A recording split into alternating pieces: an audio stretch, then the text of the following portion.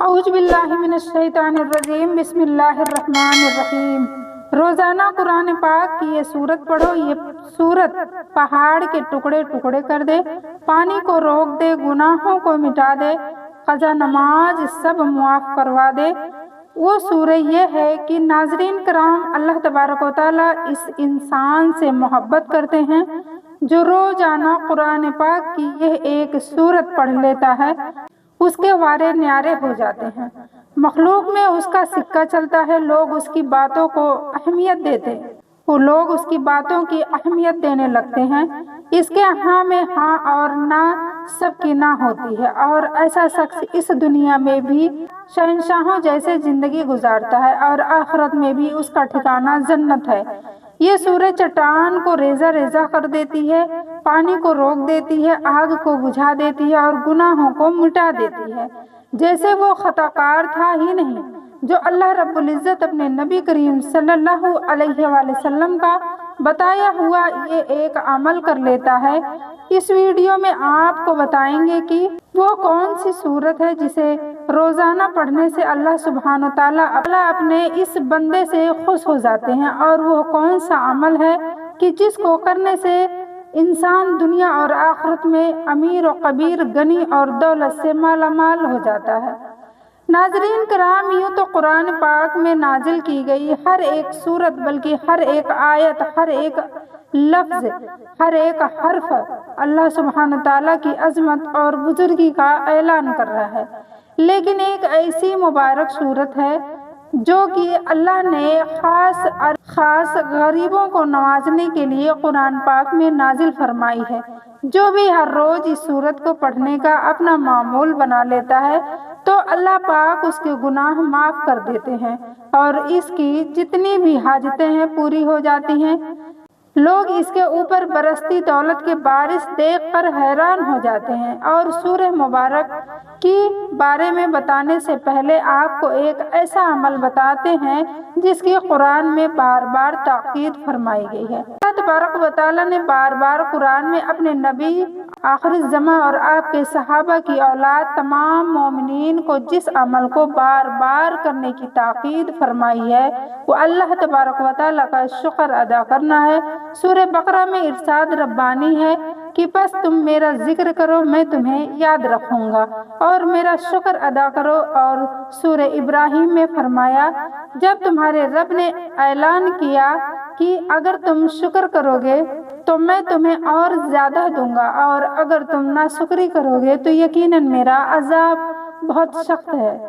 سورہ لقمان کو حکمت دی کہ اللہ کا شکر ادا کرو، اور شکر کرتا ہے وہ اپنے ہی فائدے کے لیے کرتا ہے، اور جو کوئی ناشکری نہیں کرتا تو بے شک اللہ بے نیاز سب خوبیوں والا ہے۔ اسی طرح سورہ نحل میں فرمایا گیا، بس اللہ کا دیا ہوا حلال اور پاک رزق کھاؤ، اللہ کی نعمتوں کا شکر ادا کرو، اگر تم صرف اسی کی عبادت کرتے ہو تو سورہ مومنون میں فرمایا گیا، ہم نے اسے راستہ دکھایا، خواہ وہ شکر گزار بنے یا ناشکرا بنے۔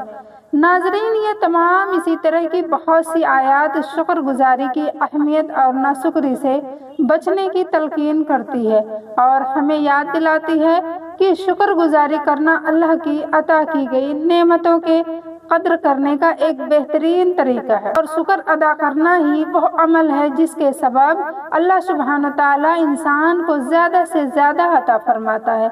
اسی حوالے سے حضرت موسیٰ علیہ السلام کا ایک واقعہ بڑا ہی مشہور ہے۔ حضرت موسیٰ علیہ السلام کو کوہ طور پر اللہ تبارک و تعالیٰ سے ہم کلام ہونا روانہ ہوئے تو راستے میں ایک شخص سے ملاقات ہوئی۔ اللہ نے اس کو رزق کی خاصی فراوانی عطا کر رکھی تھی۔ اس نے حضرت موسیٰ علیہ السلام سے عرض کی کہ اے رسول خدا، میرے رب سے ذرا میرے متعلق دریافت کیجیے گا کہ میرے لیے کیا حکم ہے، میرے پاس اتنا رزق ہے کہ سنبھالا نہیں جا سکتا۔ موسیٰ علیہ السلام ذرا آگے روانہ ہوئے تو ایک اور شخص کو دیکھا، اس نے ریت سے جسم کو ڈھانپ رکھا تھا۔ اس نے حضرت موسیٰ علیہ السلام سے کہا، اے کلام اللہ، میرے رب سے میری کیفیت عرض کیجیے گا۔ حضرت موسیٰ علیہ السلام کوہ طور پر پہنچے اور پہلے والے آدمی کے متعلق دریافت کیا تو اللہ تبارک و تعالیٰ نے جواب دیا کہ اس سے کہو یہ ہماری ناشکری کرے۔ جب دوسرے کے متعلق پوچھا تو فرمایا اس سے کہو کہ ہمارا شکر گزار بن جائے۔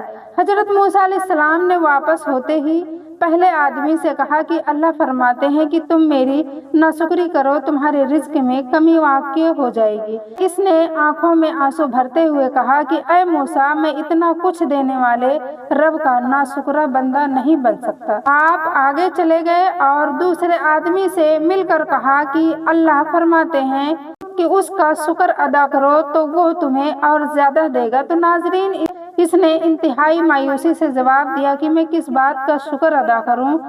میرے پاس ایسا ہے کیا جس پر میں شکر ادا کروں؟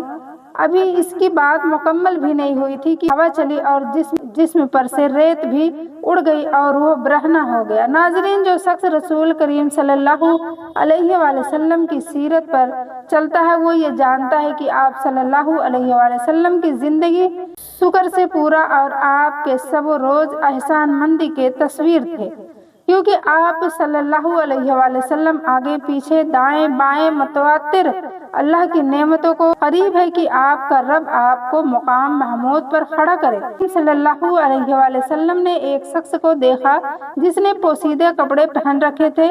آپ صلی اللہ علیہ وآلہ وسلم نے پوچھا کیا تیرے پاس مال ہے؟ اس نے کہا ہاں۔ آپ نے فرمایا جب اللہ تعالیٰ تجھے مال دے تو پھر اس کی نعمت اور کرم کا اثر بھی تجھ پر دکھائی دینا چاہیے۔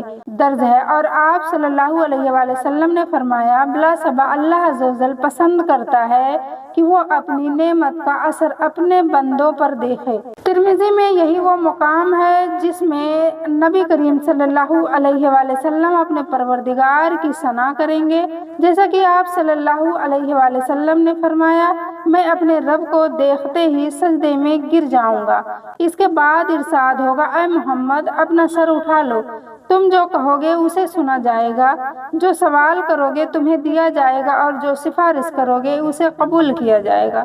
میں اس وقت اللہ تبارک و تعالیٰ کی ایسی تعریفیں کروں گا جو اللہ تعالیٰ مجھے سکھائے گا، پھر سفارش کروں گا تو میرے لیے